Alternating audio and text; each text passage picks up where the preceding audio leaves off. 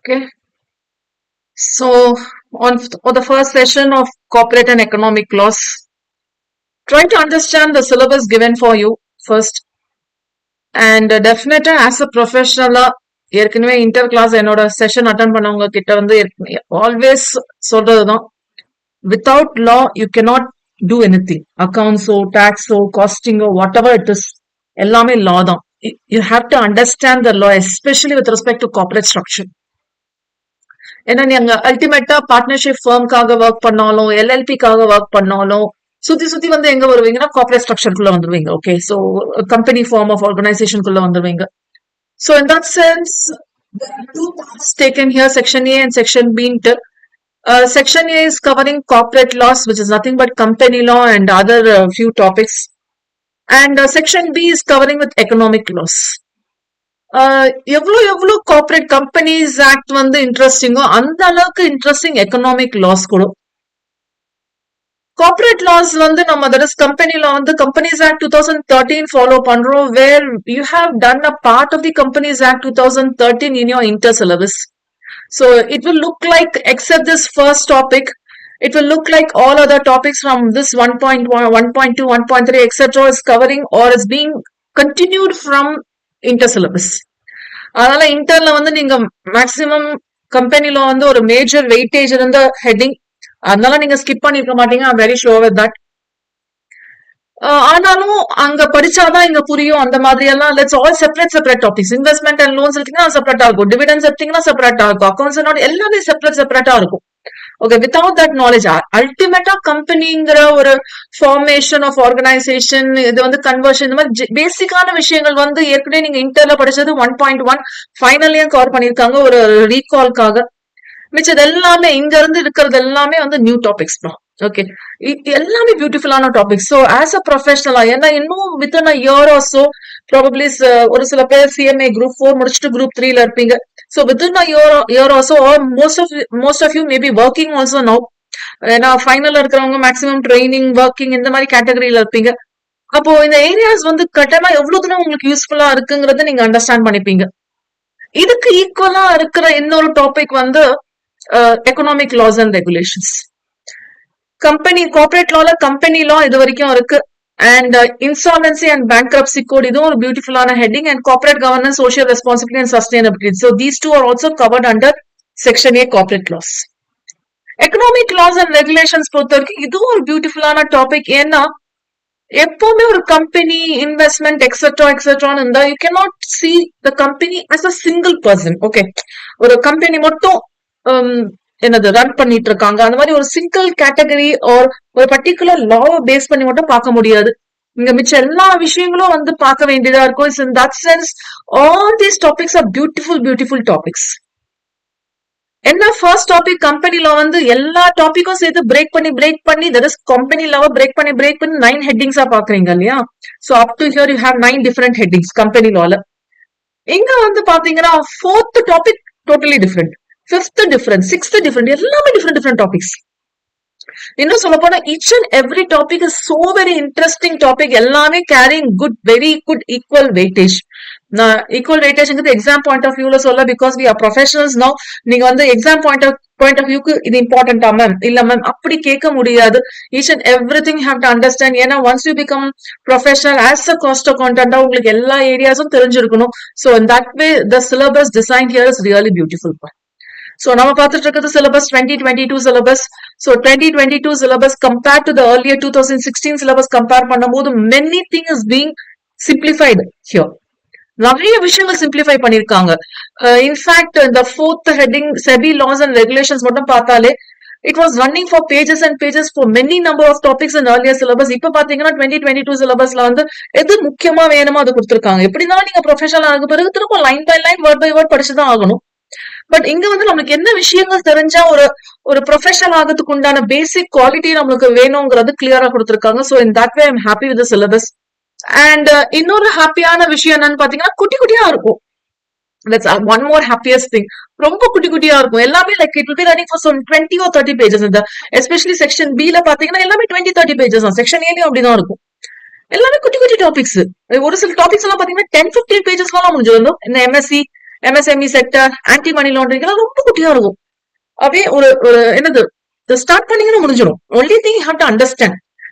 And what about the exam point of view, இது எப்படி படிக்கணுங்கிற ஒரு ப்ராப்ளம் எப்பவுமே வரும். And this is a first exam the new batch students are going. 2022 சிலபஸ்க்கு ஃபர்ஸ்ட் எக்ஸாம் அப்பியர் ஆக போறாங்க. சோ அவங்க போயிட்டு வந்த பிறகு பிராக்டிக்கல் கேஸ் ஸ்டடி எவ்வளவு தூரம் இருக்கு அண்ட் தியோரிட்டிக்கலா எவ்வளவு தூரம் இருக்கு. டெஃபினெட்லி என்னதான் பிராக்டிக்கல் கேஸ் ஸ்டடி இருந்தாலும் தியோரிட்டிக்கலா வந்து டெஃபினட்டா ஒரு 50-60% நீங்க கவர் பண்ணி தான் ஆகணும். practical case study, practical case laws கேட்டா கூட you have to link with the practical situation provisions applicable here. So இதெல்லாமே நீங்க வந்து நீங்க reproduce பண்ற மாதிரி தான் இருக்கும். Okay. So today I have planned for SEBI laws and regulations. But again, easiயான topic தான். SEBI, you know SEBI, right? Securities Exchange Board of India. So SEBI laws and regulations தான் நம்ம கவர் பண்ண போறோம். So cover பண்றதுக்கு முன்னாடி ஒரு சின்ன intro மட்டும் கொடுத்துறேன். What is about the SEBI ன்னு சொல்லிட்டு. இந்தியாவோட கவர்மெண்ட் வந்து we know it's dual government, right? So obviously இது வந்து சும்மா ஒரு பேசிக் தான். சென்ட்ரல் அண்ட் ஸ்டேட் கவர்மெண்ட் இருக்கு. அதே மாதிரி கவர்மெண்டோட மானிட்டரி ஸ்ட்ரக்சர்ஸ் எல்லாமே மணி ரிலேட்டட் எல்லாமே ஆர்பிஐ பாத்துக்குது. அண்ட் செக்யூரிட்டிஸ் கமோடிட்டி மார்க்கெட் இதெல்லாமே shares and commodity in short இதெல்லாமே வந்து யார் பாத்துக்குதுன்னா SEBI, securities exchange board of India. ஆக்சுவலா செபியோட ரோல் பாத்தீங்கன்னா நமக்கு வந்து டைரக்டா செபி லாஸ் அண்ட் ரெகுலேஷன் சொல்லிட்டு 3 ஹெட்டிங் கவர் பண்றாங்க. பட் செபி பத்தி நான் இன்ட்ரோ கொடுக்கல. ஓகே, சோ நம்ம தெரிஞ்சுக்கிட்டு போனா பெட்டரா இருக்கும். எஸ்பெஷலி இந்த மணின்னு வந்துச்சுன்னு வச்சுக்கோங்களேன். இப்போ probably I have some 10 lakh rupees with me in hand. இத வந்து நான் லோனா பாரோ பண்ணிருக்கலாம் ஒன் சிச்சுவேஷன். இல்லனா ஒன் மோர் சிச்சுவேஷன், நான் வந்து உங்களுக்கு லோனா கொடுத்திருக்கலாம், which means lend பண்ணி இருந்திருக்கலாம் another situation. Whatever the situation, loan borrowed or lending or whatever, that is being a debtor or creditor, whatever the state you are here in, எல்லாமே நம்ம வந்து மணி related எல்லாமே வந்து பக்கா டாக்குமெண்டடா இருந்ததுன்னா ஓகே. இல்லனா இந்த லோன் வாங்கினது லெண்ட் பண்ணது இதெல்லாமே வந்து பேங்கோட அந்த மாதிரி இருந்ததுன்னா we are so much confident. Okay, நம்ம போட்ட பணம் திரும்ப வந்துரும்ப்பா அப்படின்னு சொல்லிட்டு பயங்கர கான்பிடென்டா இருப்போம். நம்ம ஒரு இடத்துல வந்து ப்ராபப்ளி லெண்டிங்கிற கேஸ் வந்து நான் லெண்டிங் சொல்றதுக்கு பதிலா டெபாசிட் பண்ணிருக்கீங்க எங்க பேங்க்ல. You have your current account R savings account, ஏதோ ஒரு அக்கௌண்ட் வச்சுட்டு இருக்கீங்க. காசான்னு சொல்லுவாங்கல்ல, current account and savings account சொல்லுவாங்க. ஏதோ ஒரு அக்கௌண்ட் வச்சுட்டு இருக்கீங்க, அங்க வந்து you have deposited this 10 lakh rupees amount. Night நல்லா தூங்குவீங்க. இதே இந்த 10 லட்சம் ரூபாய் என்கிட்ட கொடுத்து பாருங்க, ஏன் மேம் நைட் தூக்கம் வராத? அடுத்த நாள் நான் கிளாஸுக்கு வரல அப்படியே யோசிச்சு பாருங்க, கட்டாயமா நைட் தூக்கம் வராது. am I right? 10 lakh rupees நீங்க யாருக்கு தரீங்க? that it matters there. நீங்க ஒரு ப்ராப்பரா ரெஜிஸ்டர் ஆன பர்சனுக்கு கொடுத்தீங்கன்னா தட்ஸ் டிஃபரெண்ட். இதே வந்து யாரோ ஒரு இண்டிவிஜுவலுக்கு கொடுத்தீங்கன்னா, உங்களுக்கு நல்லாவே தெரிஞ்ச இண்டிவிஜுவல், எக்ஸாம்பிள் எனக்கே கொடுத்துருக்கீங்க, அப்ப ஆட்டோமேட்டிக்கா வந்து மேம் கிட்ட நம்ம 10 லட்சம் ரூபாய் கொடுத்தோமே, மேம் கிட்ட நம்ம 10 லட்சம் ரூபாய் கொடுத்தோமே. ஓகே, ப்ராபப்ளி நீங்க டெய்லி என்னோட செஷன் ஜாயின் பண்ணும்போது குட் ஈவினிங் மேம்னு போடும்போது ஐயோ நான் இவங்கிட்ட ஒரு 10 லட்சம் ரூபாய் வாங்கினே, இதே ஞாபகம் இருக்கும் எனக்கு. C, individual to individual deal பண்ணும்போது the state is different. whereas registered person கூட நம்ம டீல் பண்ணும்போது the state is different. registered personங்கிறப்போ we will be following their particular law. அந்த லால என்ன சொல்லிருக்காங்களோ அந்த ப்ரொவிஷன்ஸ் ஃபாலோ பண்ணுவாங்க. இதெல்லாமே இருக்கும்போது நம்மளுக்கு பயம் இருக்காது, நைட் நிம்மதியா தூங்கலாம். Because this 10 lakh, whether this 10 lakh or 1 lakh, it's all hard earned money. கஷ்டப்பட்டு earn பண்ணிருக்கோம். இது வந்து ப்ராப்பரான பிளேஸ்ல இருக்குன்னா ஃபியூச்சர்ல யூஸ் பண்ணிக்கலாங்கிறதுக்காக தானே வச்சிருக்கீங்க, சோசியல் சர்வீஸ் பண்ணலையே. சோ அந்த கேஸ்ல எவ்வளவு வந்து மணி ரிலேட்டடா லெண்டிங் பாரோயிங்க்கு வந்து இம்பார்ட்டன்ஸ் கொடுத்துருக்காங்களோ அதே அளவுக்கு ஷேர்ஸுக்கும் இம்பார்ட்டன்ஸ் கொடுத்தா நல்லா இருக்கும் அப்படிங்கிற கான்செப்ட பேஸ் பண்ணி தான் செபி வந்துச்சு. செபியோட அல்டிமேட் அப்ஜெக்டிவ், எப்பவுமே ஒரு விஷயம் வருதுன்னு வச்சுக்கோங்களேன், ஆக்ட்னு ஒண்ணு வருதுன்னா அந்த ஆக்ட் ஏன் வந்ததுன்னு பாக்கணும். ஏன் அந்த ஆக்ட் ஏன் வந்ததுன்னு பாத்தீங்கன்னா டெஃபினட்டா எல்லா விஷயங்களும் ஈஸியா புரியும். Okay, probably you might have heard of this term preamble. கேள்விப்பட்டிருக்கீங்களா அந்த term preamble, which means the summary of the act, the gist.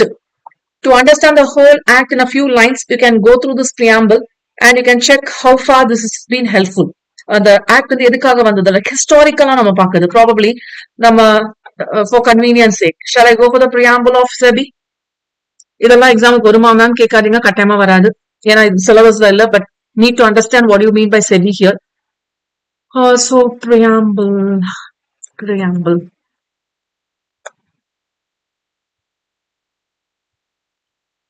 See here,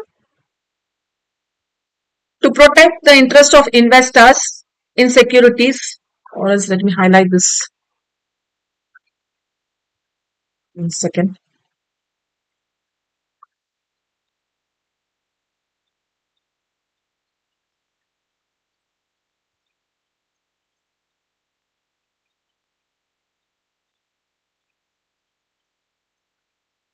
Actually, this is one of my good habit. Most of the time I take this as a good habit. என்ன ஒரு bad habitனு சொல்றேன்னா, unnecessary to take lot of time. Exam point of வியூக்கு வந்து ஏதோ importance இல்லாத மாதிரி ஒரு sense create ஆகும். பட் ஐ சீரியஸ்லி அட்வைஸ், எந்த ஒரு ஹெட்டிங் எடுத்தாலும் அதோட பிரியாம்பிள் வந்து ஸ்டார்ட் பண்ணுங்க. Definitely it will be very helpful. So அதனாலதான் நான் கேட்டேன், whether you have attended my earlier sessions. இன்டர்ல வந்து என்கிட்ட படிச்சிருக்கீங்களான்னு கேட்டிருந்தேன். பிகாஸ் இன்டர்ல நீங்க வந்து லா என்கிட்ட படிச்சிருந்தீங்கன்னா ப்ராபப்ளி நான் உங்களை கைட் பண்ணியிருந்தேன்னா எப்போ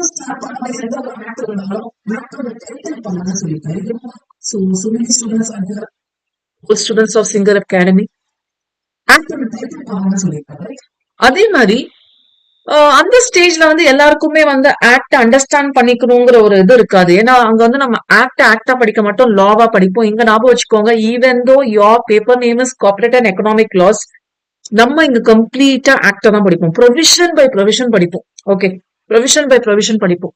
அதனால பிரியாம்பிள் அண்டர்ஸ்டாண்ட் பண்ணிக்கிறது most safe. So preamble is like, நான் யூஸ்வலா சொல்லுவேன், இந்த ஒரு படத்தோட ட்ரெய்லர் பாக்குற மாதிரி. ஒரு படம் வந்து என்ன மாதிரியான படம், we have to see this or not. இது வந்து எபிக்கா, ரொமான்ஸா, ஆக்ஷனா, ஓகே காமெடியா, காமெடி கம் த்ரில்லரா, இல்லைன்னா ஹாரோவா? இது வந்து ஜஸ்ட் இப்பெல்லாம் நீங்க ஓடிடி சேனல்ஸ் ஓபன் பண்ணாலே அந்த தம்ப்நெயிலோட சேர்த்து ஹாரோ, ரொமான்ஸ் எக்ஸெட்ரா எக்ஸெட்ரான்னு வந்துடும். ஓகேயா, இது வந்து ட்ரெய்லர்ஸ் வந்து some you will have clippings.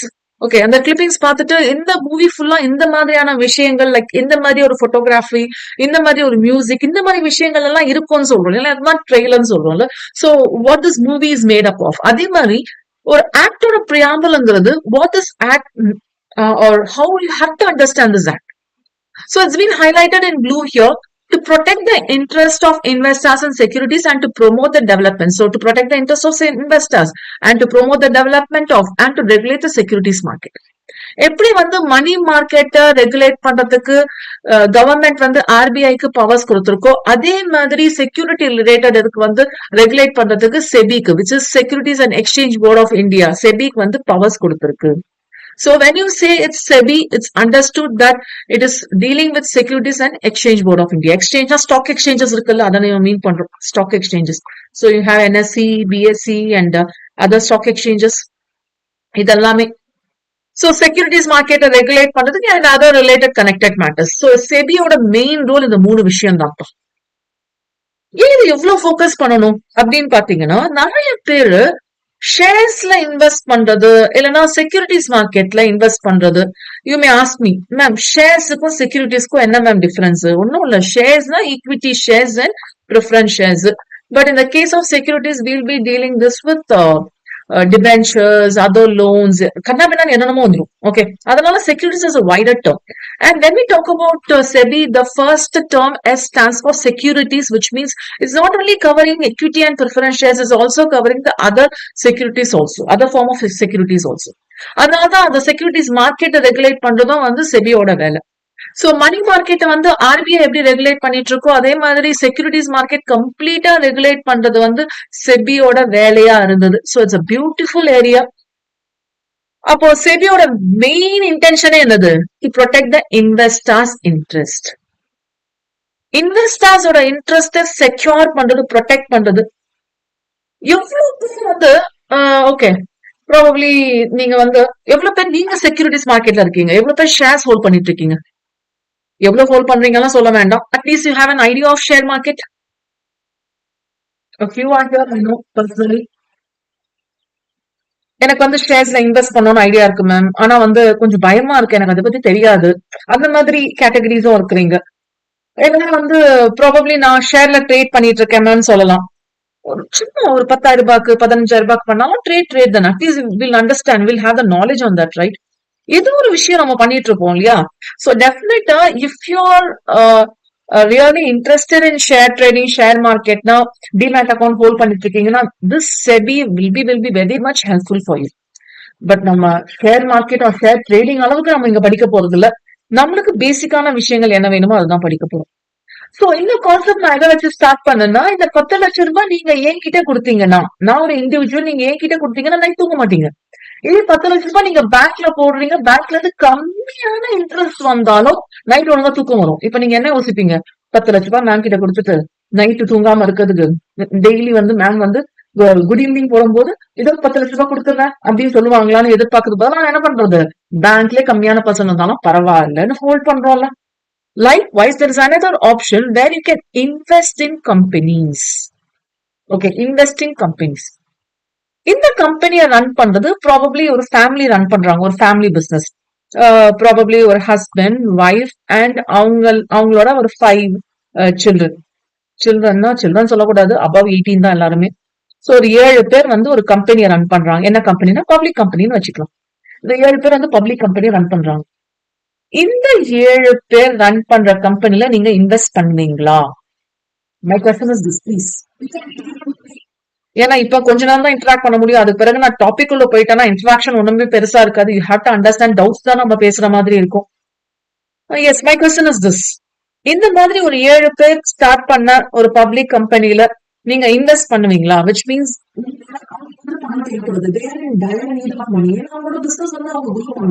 So அவங்க வந்து ஏதாவது சைட்ல இருந்து இன்வெஸ்ட்மெண்ட் யாராவது பண்ணுவாங்களா அப்படின்னு வெயிட் பண்றாங்க.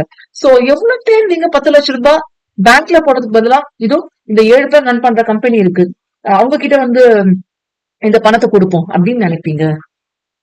டவுட் இல்லையா? ரைட்? டவுட் இல்லையா? யாருமே கொடுக்கறது ரெடியா இருக்க மாட்டோம். Is it right? So in that point of view ஒண்ணுமே பயம் இல்ல, கொடுக்கலாம். இதெல்லாமே ரெகுலேட் பண்றதுக்கு நாங்க இருக்கோம் அப்படின்னு சொல்றதுதான் செபியோட வேலை. சரி, ஓகே. இதெல்லாமே ரெகுலேட் பண்றதுக்கு நாங்க இருக்கோம்னு சொல்றதுதான் செபியோட வேலை. And SEBI plays a very very very beautiful role. Actually இங்க செபிய வந்து ஆக்ட்னு பார்ப்போம். சோ இதுதான் வந்து securities exchange board of India act. எப்போ வந்தது பாருங்களேன், இப்பதான் ரீசெண்டா 1992. இந்த ஹர்ஷத் மேத்தா ஸ்கேம் எல்லாம் தெரியும்ல, எவ்வளவு பெரிய விஷயங்கள் எல்லாம் நடந்திருக்குல்ல. So securities exchange board of இந்தியான்னு சொல்லிட்டு ஒரு ஆக்டா கொண்டு வரணும் 1992. இந்த ஆக்ட்ல எந்த ப்ரொவிஷன்ஸ் பத்தியும் சொல்லல. என்ன ப்ரொவிஷன்ஸ் பத்தி சொல்லியிருக்காங்க தெரியுமா? இந்த மாதிரி ஒரு செபின்னு ஒரு போர்டு இருக்கும், இந்த போர்டுல யார் யார் இருப்பா, இந்த போர்டோட வேலை என்னது, இது என்ன பண்ணும், அது பண்ணுமா, இது பண்ணுமான்னு சொல்றதுதான் இந்த செபியோட ஆக்ட். ஓகே, அப்ப நம்ம செபி லாஸ் அண்ட் ரெகுலேஷன்ஸ் என்ன மேம் படிப்போம்னு பாத்தீங்கன்னா, ஒவ்வொருத்துக்கும் ஒவ்வொன்னு படிப்போம். ஓகே, ப்ராபப்ளி ஒரு கம்பெனி வந்து லிஸ்டிங் பண்ணணும். அப்போ செபியோட லிஸ்டிங் ஆப்ளிகேஷன்ஸ் பத்தி, listing applications and disclosure requirements, LODR அர்த்தம். Listing, let me highlight here, listing applications. Okay, ஒரு கம்பெனி லிஸ்ட் பண்ணணும்னா, and disclosure requirements. LODR regulation சொல்லுவாங்க. ரொம்ப ரொம்ப ஃபேமஸான ஒரு ரெகுலேஷன். எல்லாமே செபி கொடுக்கறது எல்லாமே ரெகுலேஷன். ஞாபகம் வச்சுக்கோங்க, ஒரு விஷயம் ஆக்டா வெளியே வருதுன்னு வச்சுக்கோங்களேன், அது எப்படி ஆக்டா வெளியே வந்திருக்கும்? This bill might have gone through or passed through the 2 houses, Lok Sabha and Rajya Sabha. Then the president might have given the assent. After this only we get as an act. இங்க SEBI கூட இப்படிதான் வந்துச்சு 1992ல. ஆனா என்னன்னா, SEBI வரும்போது செபிக்கு ஒரு powers கொடுத்துட்டாங்க. இந்த மாதிரி செக்யூரிட்டிஸ் மார்க்கெட்டை ரெகுலேட் பண்றதுக்கு, ரெகுலேஷன் பேரே அதான், ரெகுலேட் பண்றதுக்கு என்னென்ன விஷயங்கள் தரணுமோ நீங்க கொடுத்துக்கலான்ட்டாங்க. சோ ரீசெண்டா வந்து பாத்தீங்கன்னா செபியோட LODR ரெகுலேஷன், ஓகே, என்னது இன்சைடர் ட்ரேடிங்காக நம்ம சிலபஸ்ல இருக்கு. ஆக்சுவலா இன்சைடர் ட்ரேடிங்காக இருக்கிறது, ஏகப்பட்ட விஷயங்கள் கொண்டு வந்துட்டாங்கப்பா. குட்டி குட்டியே இருக்கும். இதெல்லாமே நம்ம படிக்க போதுல 3 ரெகுலேஷன் தான் நம்ம சிலபஸ்ல கவர் ஆகுது. சரி, ஓகே, 3 விஷயங்கள் தான். அதுவும் ரொம்ப பியூட்டிஃபுல்லா அழகா என்ன விஷயங்கள் தேவையோ அது மட்டும் தான் இருக்கும். ஏன்னா நம்ம டைரக்டா ரெகுலேஷன் தான் படிக்க போறோம். Nothing else we are going to cover over here. சரி, okay. So with this start, I'll go from Singer material. It's available in the website. You can just download it if you don't have. I'll take over the session from Singer material. Okay. SEBI laws and regulation. We are going to cover 3 headings. 4.1 is covering raising finance from the capital markets. So initial public offer andamani categories. That's about 4.1. 4.2 is about insider trading. இது ஒரு பியூட்டிஃபுல்லான content. So insider probably director, CEO அவங்களுக்கு ஒரு சில விஷயங்கள் தெரிஞ்சிருக்கும். அந்த தெரிஞ்ச விஷயத்த வச்சு ட்ரேடிங் பண்ணா அவங்களுக்கு வந்து பணம் அதிகமா கிடைக்கும். So they will get the benefits because of this information which they know as an insider. So அது ரிலேட்டட், அது பண்ணக்கூடாது, ப்ரொஹிபிட்டட். ஸோ பிட்ஸ்னு சொல்லுவாங்க. Okay, P stands for prohibition. 4.3 வந்து it's again one more important heading. இப்போ recently hot டாபிக்னு சொல்றது வந்து take over கோடு. ஏன்னா இப்ப ரீசெண்டா கம்பெனிஸ் பாத்தீங்கன்னா இந்த கம்பெனி அந்த கம்பெனியை டேக் ஓவர் பண்ணுது, அது இதை டேக் ஓவர் பண்ணுது, எக்கச்சக்கமா டேக் ஓவர் பண்ணுது. சோ அந்த கேட்டகரியில பார்க்கும்போது இந்த 3 ஹெட்டிங்ஸ் மட்டும் தான் நம்ம கவர் பண்றோம். Let me go one by one. First let me take you through the first topic, raising finance from the capital markets. Okay.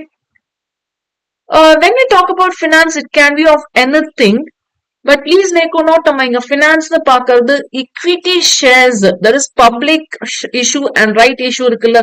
So probably நீங்க எல்லாருமே வந்து இன்டர்ல கம்பெனில come across பண்ணிருப்பீங்க. So in that hope I'll take you through the session.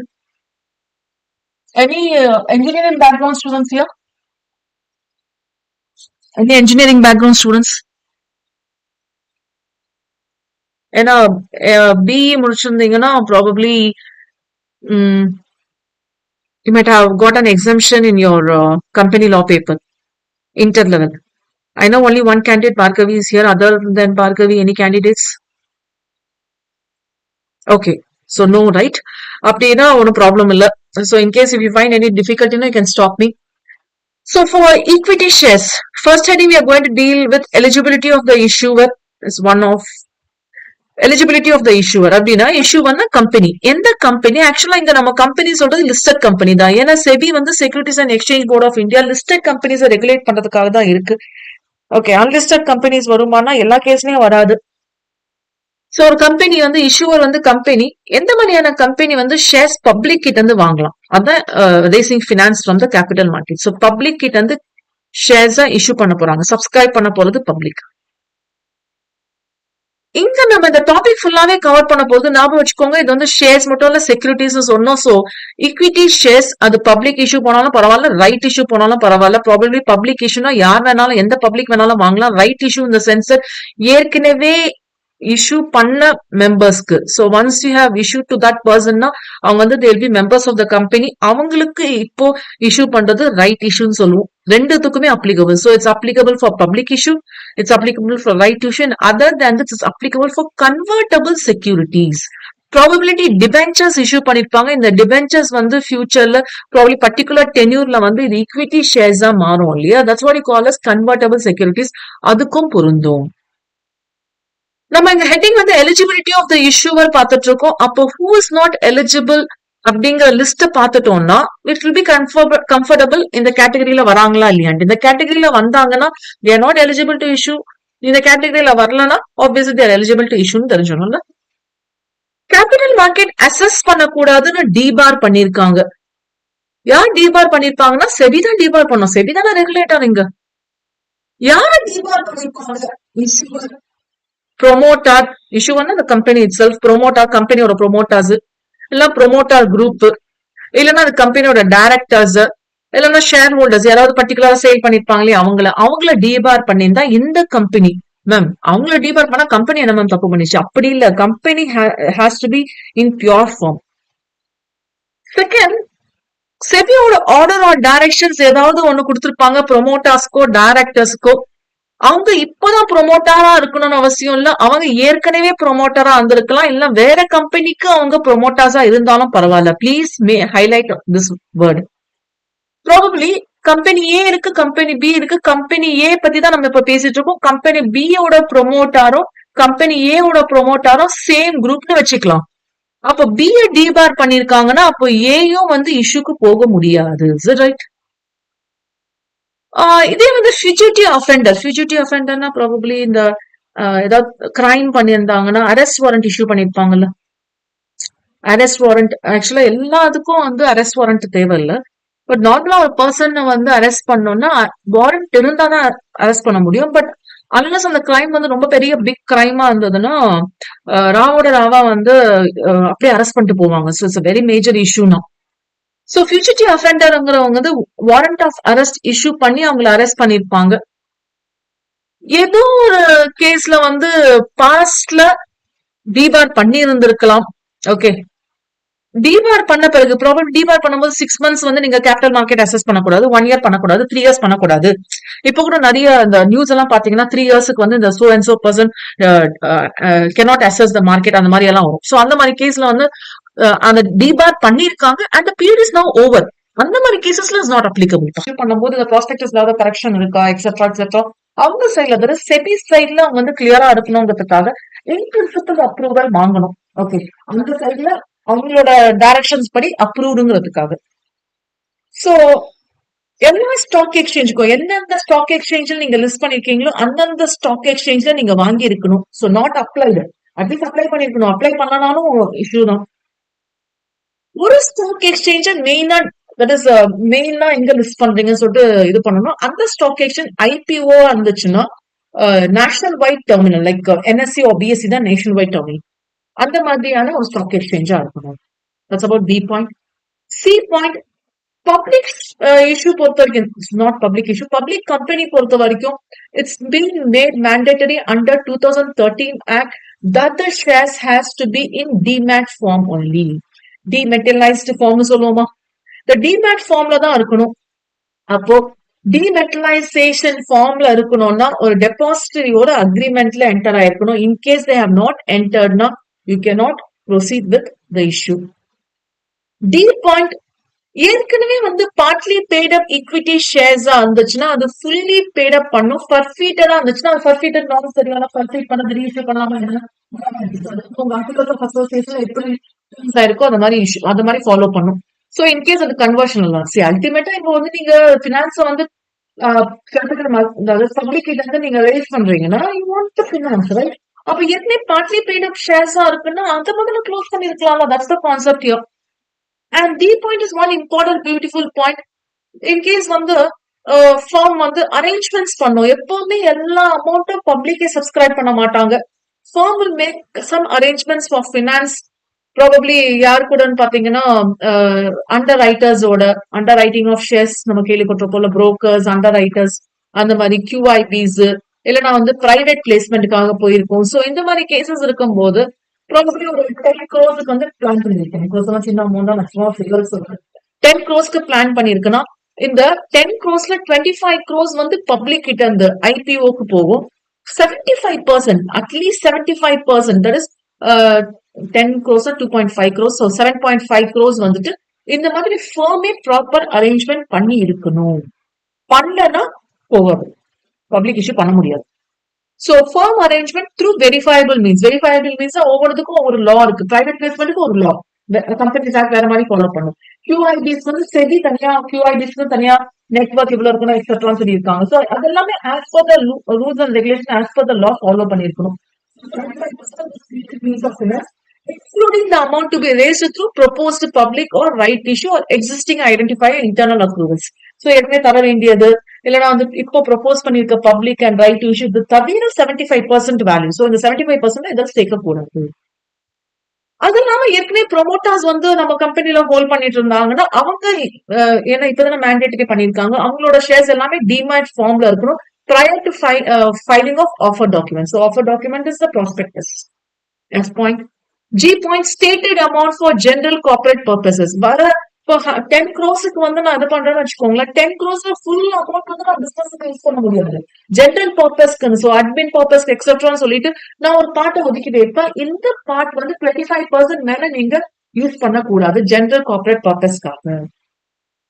In case வந்து wilful defaulter இருக்கிறாங்க, யாரு இஷ்யூவரோ ப்ரொமோட்டரோ டைரக்டரோ default கேஸ்ல இருக்கும். ப்ராபப்ளி டெபாசிட் பே பண்ணாத, டிஃபால்ட்னாலே டெபாசிட் பே பண்ணல, இன்ட்ரெஸ்ட் பே பண்ணல, ரீபேமெண்ட், ரிடம்ஷன் இதெல்லாமே.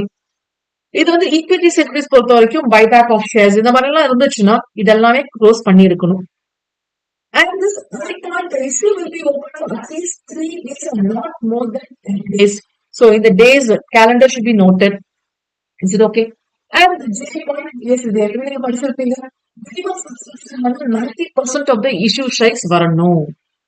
இன்கேஸ் நீங்க ஆஃபர் டாக்குமெண்ட் கொடுத்துட்டீங்க அதுல வந்து இந்த 75% எல்லாம் பார்த்துட்டோம்ல, இந்த 75% 25% இந்த 75% வந்து நீங்க ஏற்கனவே கன்ஃபர்மேஷன் வாங்கிருப்பீங்க. ஏன்னா அண்டர் ரைட்டர்ஸ் QIBs கிட்ட கரெக்டா போகணும்ட்டு புரோக்கர்ஸ் கிட்ட போயிருந்தா மட்டும் தான் பிரச்சனை. மிச்சம் 25% ப்ராப்ளம். அப்போ 75% கன்ஃபார்ம்னே வச்சுப்போம். ஓகேயா?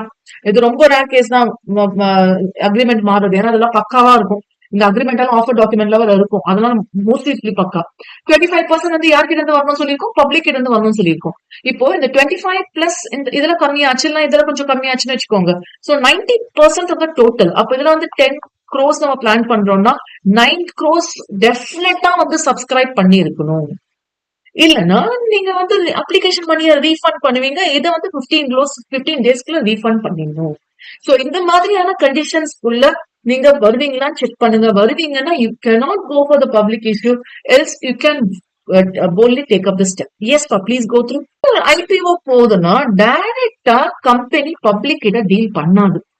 Okay, we'll be having a lot of intermediaries. அதுல one of the main intermediary, especially இந்த intermediary தான் எல்லா வேலையும் கம்பெனி சார்பா பாப்பாங்கன்னா அவங்க வந்து merchant banker manager or issue மேனேஜர்னு பேரு அவங்க.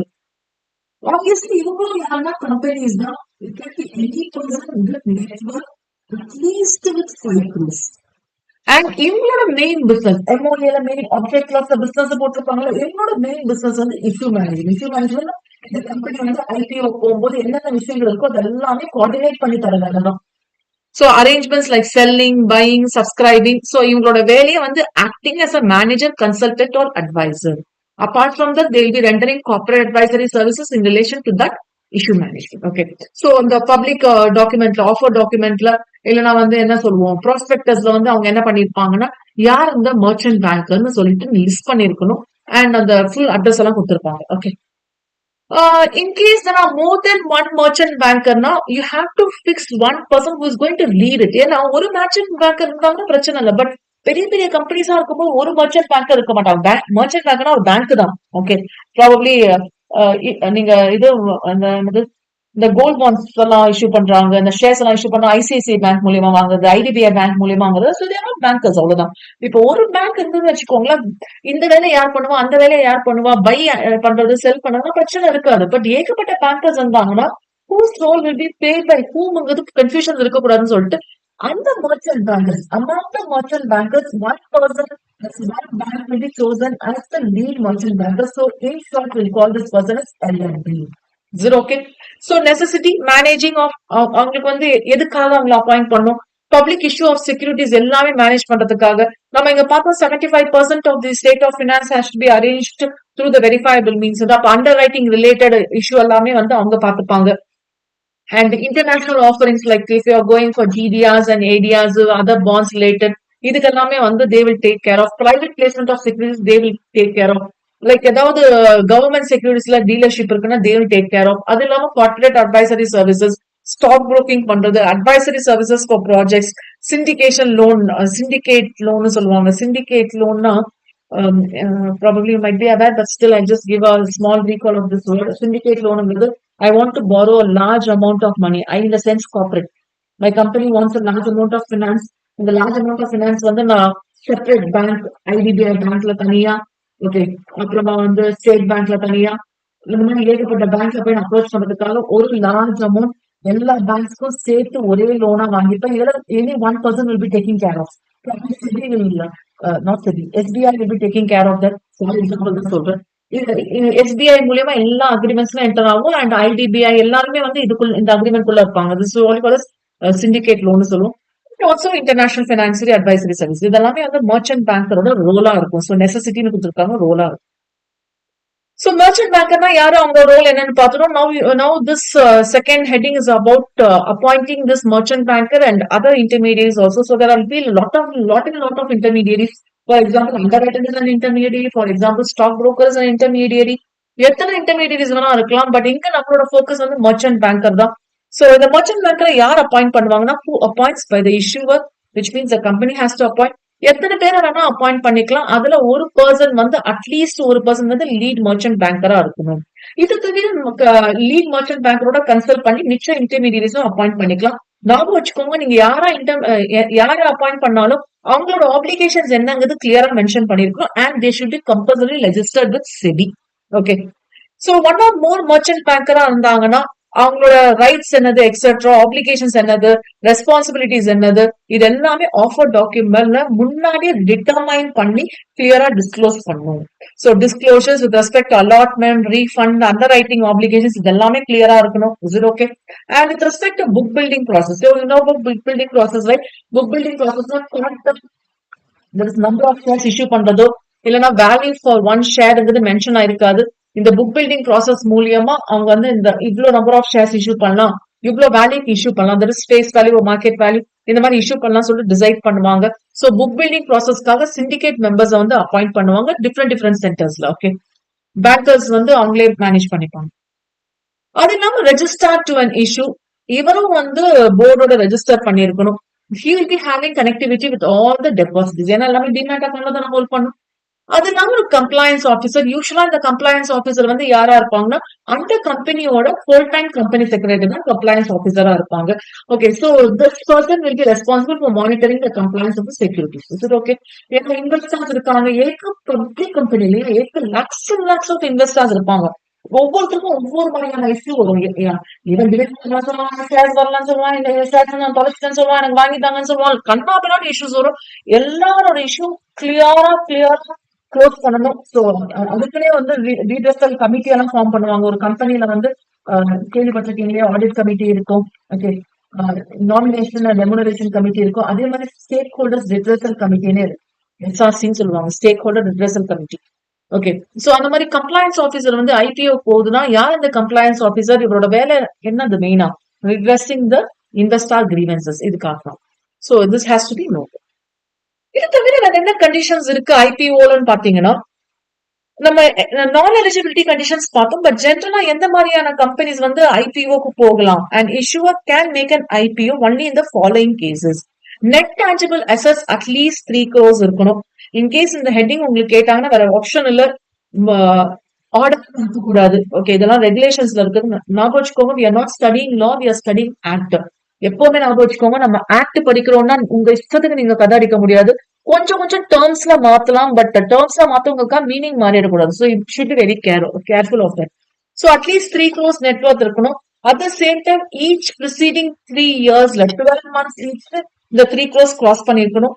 And not more than 50% are held in monetary assets. In case 50% of the assets வந்து மானிட்டரி அசெட்ஸ்ல ஹோல்ட் பண்ணிருந்தாங்கன்னா இந்த எக்ஸஸ் தட் இஸ் 50% மேல இருக்கக்கூடாது. ஓகே, 50% மேல இருக்கக்கூடாது. இன்கேஸ் 55% இருக்குன்னு வச்சுக்கோங்க, அந்த 5% வந்து நீங்க இந்த எக்ஸஸ் மானிட்டரி அசெட்டை வந்து நான் இந்த ப்ராஜெக்ட்காக ஹோல்ட் பண்ணிருக்கேன். ஏன்னா பெரிய ப்ராஜெக்ட்ஸ் நம்ம ஹோல்ட் பண்ணும்போது you cannot say that only this much amount I need for this year. அப்போ அந்த மானிட்டரி அசெட்ஸ் வந்து இந்த ப்ராஜெக்ட் பர்டிகுலர் பிசினஸ் ஆஃப் ப்ராஜெக்ட்காக நான் ஹோல்ட் பண்ணிட்டு இருக்கேன், இதை வந்து நான் கட்டாயமா யூட்டிலைஸ் பண்ணிடுவேன், அந்த விஷயத்துக்காக வந்து நீங்க க்ளோஸ் பண்ணிருக்கீங்க. ஓகே, ஸோ இது வந்து ஆஃபர் ஃபார் சேல் இருக்கு, அந்த கேட்டகரியில இது அப்ளிகபிள் இல்லை. ஓகே, ஆஃபர் ஃபார் சேல் தெரியும் இல்லையா, ரைட் இஷ்யூ, ரைட்? ஆக்சுவலா ஆஃபர் ஃபார் சேல்ங்கிறது not right issue exactly, concept கம்ப்ளீட்டா இருக்கு. பட் இதுல ஒரு சின்ன ஐடியா சொல்லிடுறேன். Offer for sale, okay, offer for sale which means usually company securities are outside தரணும்னா company will deal with the public investors. கம்பெனில ப்ராபப்ளி நீங்க ஹோல்ட் பண்ணிருக்கலாம், நான் ஹோல்ட் பண்ணிருக்கலாம், ஜெட் ஹோல்ட் பண்ணிருக்கலாம், ஏ ஹோல்ட் பண்ணிருக்கலாம், இங்க எல்லாருமே இன்வெஸ்டர்ஸ் ஹோல்ட் பண்ணிருக்கலாம். இங்க எல்லாருமே வந்து மார்க்கெட்ல டைரக்டா செகண்டரி மார்க்கெட்டுக்குள்ள டைரக்டா மார்க்கெட்ல சேல் பண்றதுக்கு பதிலா இவங்க எல்லாருமே கம்பெனியோட அக்ரிமெண்ட் போட்டு company on behalf, company will act as an intermediary in this case. Company on behalf of X, A, Y, Z and all persons put together will issue the shares to the public. It's not the direct issue, it's the shares of the public. Through the company, it will be issued to the investor public. Okay. So, இது வந்து என்ன சொல்லுவோம், offer for sale சொல்லுவோம். அதுக்கு இது பொருந்தாது. Company issue பண்ண போறது இல்லைல்ல. Is it okay? And the minimum average pre-tax operating profit வந்து 15 crores இருக்கணும். Minimum average. Please make a note of the word average. And இது வந்து எப்படி calculate பண்ணோம்னா the restated and consolidated basisல பண்ற மாதிரி இருக்கும். And three most profitable years. ஏன்னா averageனா எவ்வளவு வருஷத்துக்கு இருக்கணும்னா three most profitable years among the five immediately preceding years எடுத்து பண்ணா போதும். Okay, so last 5 yearsல எந்த 3 வருஷம் வந்து அதிகமா ப்ராஃபிட்டபிளா இருந்ததோ that will be taken care of. Net worth வந்து அட்லீஸ்ட் 1 crore, அதுவும் ப்ரிசீடிங் 3 full yearsல இருந்திருக்கணும். Okay, each of the preceding. So ஒவ்வொரு வருஷமும் net worth வந்து அட்லீஸ்ட் 1 crore இருந்திருக்கணும். And this fourth point, quite an important one, name change within last 1 year. So 1 year prior குள்ள நீங்க name change பண்ணிருந்தீங்கன்னா அந்த preceding 1 yearல அட்லீஸ்ட் 50% of the revenue இந்த name changeனால வந்திருக்கணும். நேம் சேஞ்சுக்கும் அதுக்கு என்ன சம்பந்தம்? நேம் சேஞ்ச்னா இட்ஸ் நாட் ஒன்லி லைக் என்னோட கம்பெனி வந்து ஏபிசின்னு இருக்குன்னா நான் XYZ மாத்திரம் மட்டும் நேம் சேஞ்ச் இல்லை, ஞாபகம் வச்சுக்கோங்க.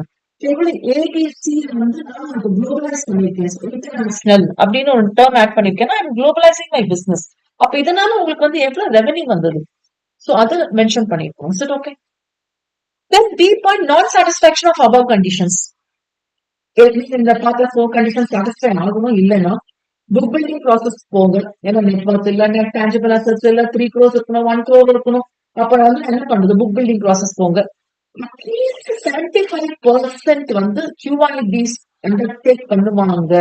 Undertaking by QIBs mandatory. In case QIB 75% கட்டமா வாங்கினவங்க அதுக்கு மேல வாங்கினாலும் சந்தோஷம் தான். Okay, at least 90%, at least 75%. In case 90% subscription cross is a failure, you have to refund the full subscription money. எப்படி வந்து 75% வந்து QIBs ப்ராமிஸ் பண்ணிருக்காங்களே வாங்கறதுக்கு, ஆனாலும் 90% is the mandatory that you have to follow. என்ன மாதிரியான இஷ்யூ இங்க வரலாம்னா convertible debt instruments or debenture, convertible debentures, right? Without making a prior public issue of its equity shares and listing. ஏற்கனவே வந்து public issue equity shares பண்ணிருக்காங்க, listing பண்ணிருக்காங்க, இந்த convertible debt insurance வரக்கூடாதுன்றதுக்காக. அட் த சேம் டைம் நான் வச்சுக்கோங்க, debt சொன்னாலும் interest payment எல்லாம் ஒழுங்கா பண்ணிருக்கணும். சோ இன்கேஸ் ஏதாவது டிஃபால்ட் பண்ணியிருந்தாங்கன்னா பிரின்சிபல் பிளஸ் இன்ட்ரெஸ்ட் வந்து 6 months க்ளோஸ் பண்ணியிருந்தா ஓகே. 6 months முன்னாடி வந்து க்ளோஸ் ஆயிருக்கணும், இல்லைன்னா பாஸ்ட் 6 months வந்து எந்த ஒரு டிஃபால்ட்டும் இருக்கக்கூடாது. So the records should be pure. Okay. And number of prospective notice, please make a note. Minimum 1000 பேர் இருக்கணும். 1000 பேருக்கு கீழே அலாட்மெண்ட் பண்ண முடியாது. E point, outstanding convertible securities exist ஆச்சு, இல்ல ஏதாவது ரைட் இருக்கு, இல்லைன்னா ஆப்ஷன் கொடுத்திருக்காங்க, entitled for getting the equity shares after the IPO-னா you cannot issue. இதுவும் இம்பார்ட்டன்டான பாயிண்ட். இஷ்யூ சைஸ் வந்து கரெக்டா 100 crores வேணும், மேல இருக்கணும். ஓகே, அதனாலதான் நான் 10 crores ஸ்மால் ஃபிகர்னு சொன்னேன். யூஸ்வலா 100 crores தான் basic minimum level of issue. So இது எல்லாமே குவார்டர்லி பேசிஸ்ல, ஏன்னா 100 crores ஸ்மால் அமௌண்ட் இல்லையா, அதெல்லாமே குவார்டர்லி பேசிஸ்ல மானிட்டர் பண்ணி ரிப்போர்ட்டும் பண்ணணும். என்னன்னு ரிப்போர்ட் பண்ணணும்னா எவ்வளவு வந்து நீங்க இஷ்யூ ஃபினான்ஸ் பேஸ் பண்ணிருக்கீங்க, 95% ஆஃப் த ப்ராஃபிட்ஸ் ப்ராஃபிட்ஸ் வந்து யூட்டிலைஸ் பண்ணிருக்கீங்க. இது வந்து பேங்க்ஸ் அண்ட் ஃபினான்சியல் இன்ஸ்டிடியூஷன்ஸ் மூலமா போகும். And please make a note of this G point. It's about credit rating. Credit ratingங்கிறது எவ்வளவு தூரம் இந்த கம்பெனி வந்து லைக் நம்ம எப்படி ஒரு ரெஸ்டாரண்ட்ல போயிட்டு நைட் டின்னர் ஜாயின் பண்ணிக்கலாம்னு சொன்னா நீங்க என்ன சொல்லுவீங்க? இந்த ரெஸ்டாரண்ட் போலாமா? நீங்க வந்து எல்லாருமே 4.5 ரேட்டிங் கொடுத்திருக்காங்க. அப்ப ஸ்டார் ரேட்டிங் பாக்குறதுலயே அதே மாதிரி கிரெடிட் ரேட்டிங்கும் இதுதான். So credit rating agencies இருக்கு. CRA credit rating agencies, they are also registered with SEBI. அவங்களுக்குன்னு தனி regulations இருக்கு. SEBI is taking care of that. So one or more credit rating agencies ஓட agreement போட்டு, so they might have entered into a contract with them, and this agency will be giving the grades. So grade இருக்கு, A plus grade, A plus plus plus grade, A plus grade, B A category வரும். probably A category equity grades வச்சிருப்பாங்க. B category வந்து preference வச்சிருப்பாங்க. C category, especially D category வந்து டிபென்ச்சர்ஸ்க்கு இருக்கும். Okay, E category வந்து பாண்ட்ஸுக்கு இருக்கும். Okay, C category deposits. இந்த மாதிரி லைக் இப்போ ஏபிசி கூட கிரேட் இருக்காரு, B plus, BB plus. So ஒவ்வொரு கிரெடிட் ஏஜென்சிக்கும் பத்தி குவாலிஃபைட் இன்ஸ்டிடியூஷனல் பையர்ஸ். இப்போ ஒரு கம்பெனி இன்கார்பரேட் பண்ணும்போது கம்பெனியோட எம்ஓஏ ஆப்ஜெக்ட் கிளாஸ் பாத்தீங்கன்னா இந்த கம்பெனி எதுக்காக இன்கார்பரேட் பண்ணிருக்கீங்க, so why the company formed அப்படின்னு இருக்கும் இல்லையா, ரீசன் இது ஒரு பிசினஸ் பண்றதுக்காக தானே. அந்த மாதிரி QIBs சொல்லிட்டு கம்பெனி இன்கார்பரேட் பண்ணும்போது அவங்களோட ஆப்ஜெக்ட் கிளாஸ்ல பாத்தீங்கன்னா எம்ஓஏல அவங்களுக்கு வேலையை வந்து இந்த ஷேர்ஸ வாங்கறதுக்காகவே இருக்கும். Bias. இதெல்லாம் பேரு வந்து bias. நிறைய institutional buyers தான். They are institutions which means they have been registered with SEBI. அவங்களோட நெட்வொர்க் இதெல்லாமே பார்த்து இருக்கிறது. Okay. And the term is qualified if they are registered as QIBs னா இந்த நம்ம பாக்குறோம் இல்லையா ஐபிஓல போகும்போது 75% ஆஃப் த இஷ்யூ வந்து குவாலிஃபைட் இன்ஸ்டிடியூஷனல் பையர்ஸ் கிட்ட இருந்து தான் வரணும்ட்டு. சோ இந்த மாதிரி ஒரு குவாலிஃபிகேஷன்ல அவங்க வந்துருவாங்க which means they will get the priority over the others. ஏன்னா பினான்சியல் இன்ஸ்டிடியூஷன்ஸ் இருக்காங்க, அதர் பிளேயர்ஸ் இருக்காங்க மார்க்கெட்ல, அவங்களும் வந்து பையர்ஸ், பட் இவங்க வந்து குவாலிஃபைட் இன்ஸ்டிடியூஷனல் பையர்ஸ். சோ அவங்களோட இதுவே வந்து என்னன்னு பாத்தீங்கன்னா ஆப்ஜெக்டே வந்து என்ன சொல்றது டு பிகம் எக்கனாமி அவ்வளவுதான். ஓகே. சோ நம்ம இந்தியா வந்து லைக் அண்டர் டெவலப்ட் இருந்து டெவலப்பிங் கண்ட்ரியா மாறி இருக்குன்னா because of so many regulations regarding the எக்கனாமிக் டெவலப்மெண்ட்காக இருக்குன்னா especially SEBI is playing a very important role. Okay. Probably இப்போ லேட்டஸ்ட் நியூஸ் பாத்தீங்களா 2050ல மேம் நம்பர் ஏதாவது மாத்தி போட்டீங்களா இல்ல நாட் 2030 or 2040 2050ல India will be in the top 3 பொசிஷன்ஸ்ல இருக்கும். Probably they are expecting in third position. இப்போ வந்து ஜிடிபில பாத்தீங்கன்னா சோ கிராஸ் நேஷனல் ப்ராடக்ட் எல்லாம் நேஷனல் இன்கம்ங்கிற டேர்ம் எல்லாம் நீங்க ஏற்கனவே பார்த்துருப்பீங்க எக்கனாமிக்ஸ்ல. ஜிடிபில பாத்தீங்கன்னா லிஸ்டிங்ல வந்து இந்தியா இந்த 5th பொசிஷன். ஃபர்ஸ்ட் அதுக்கு பிறகு சைனா, அதுக்கு பிறகு I think Japan and Germany நினைக்கிறேன், அதுக்கு பிறகு இந்தியா 5th பொசிஷன்ல இருக்கு. பாக்கலாம் second and just small idea, okay. GDP list of countries 2023 பார்த்தலாமா? Okay, it's in 6th position நினைக்கிறேன். பார்க்கலாம். Let me go for images.